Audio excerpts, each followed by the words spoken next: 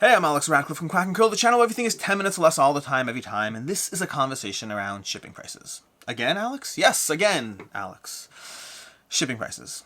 If you missed it, if you didn't see it yet, Mythic Games put out an update on Darkest Dungeon. They put out an update on Darkest Dungeon saying, hey, by the way, you know that campaign we ran 2 years ago that raised $6 million? You know that campaign? Well, it's about to go ahead and ship, and right before it does, we have to ask you for more money.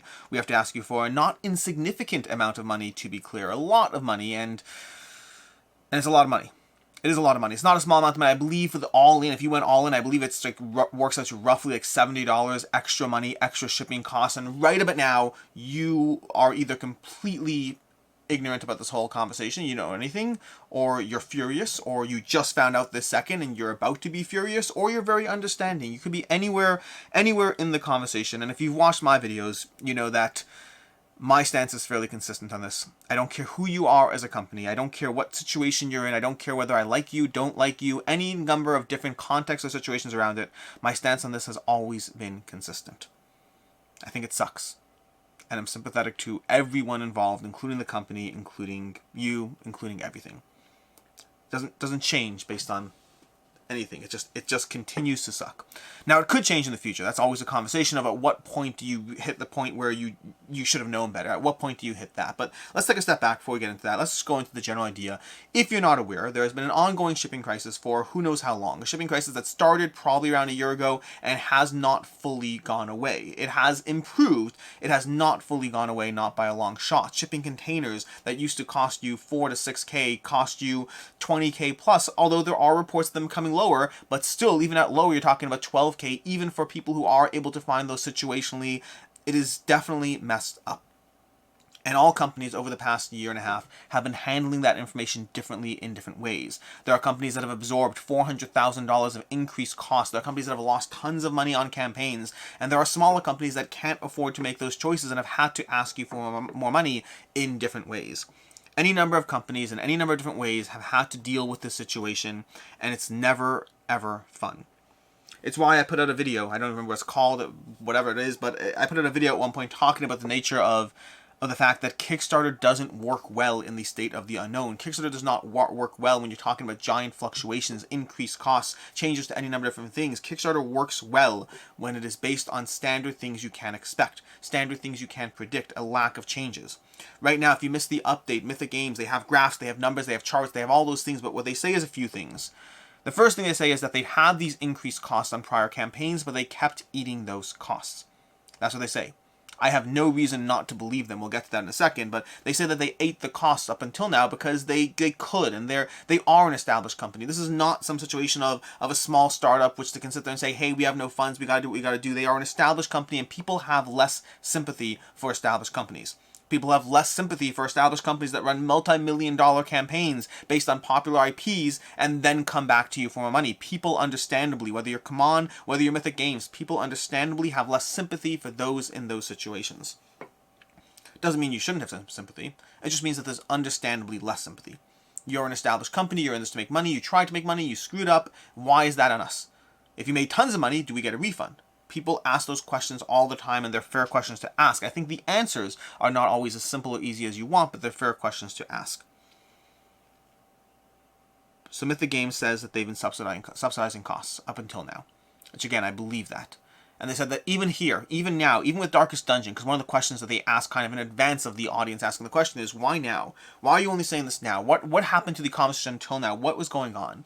And they say that they basically tried eating costs. For a while, they kept seeing updates and increases and updates and increases. They tried eating costs, and it got to a certain point where they realized it just wasn't sustainable.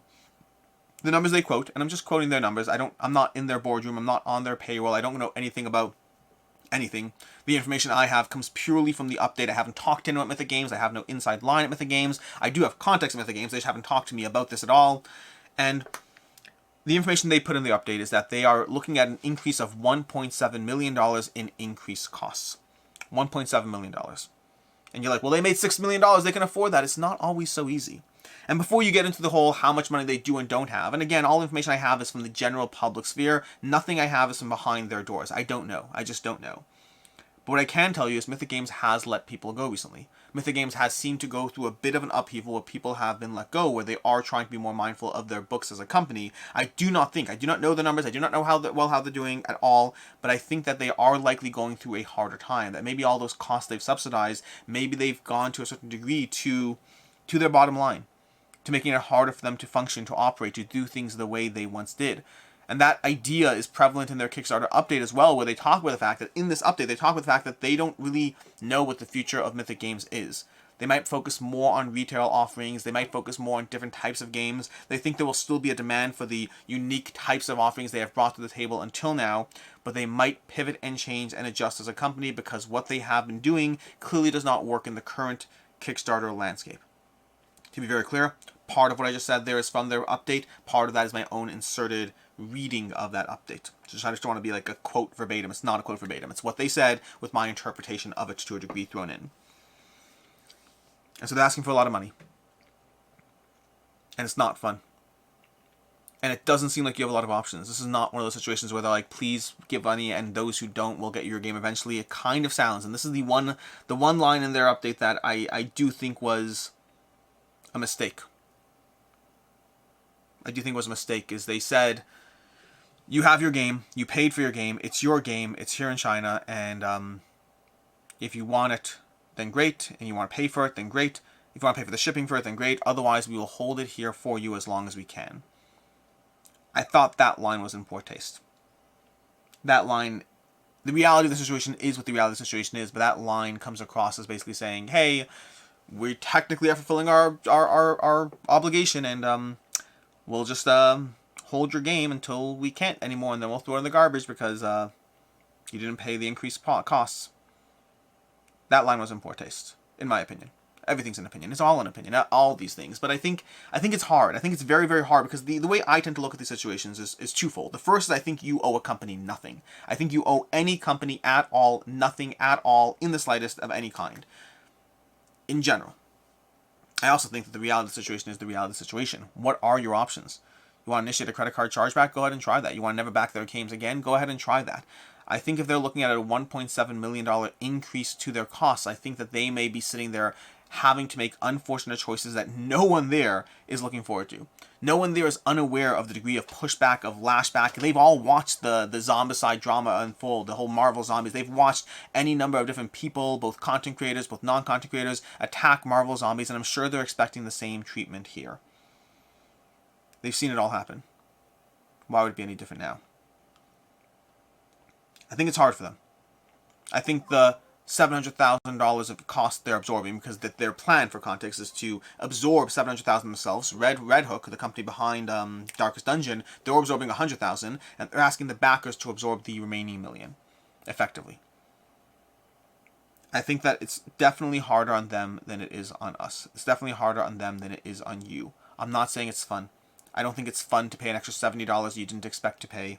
It's never fun. One of the reasons I hate going to theaters, random tangent, one of the reasons I hate going to theaters is because I pay, the $80 for the tickets for me and my wife to go, and then by the time I'm done with the fees and all these extra things, suddenly those $80 tickets are $112, and I would have paid the $112, but the way you tack it on extra at the end just feels so obnoxiously annoying that I don't like going through the theater system. This is a weird random tangent, but I understand the pain, I understand the frustration, and it's entirely plausible that this might be the last Mythic campaign you choose to back.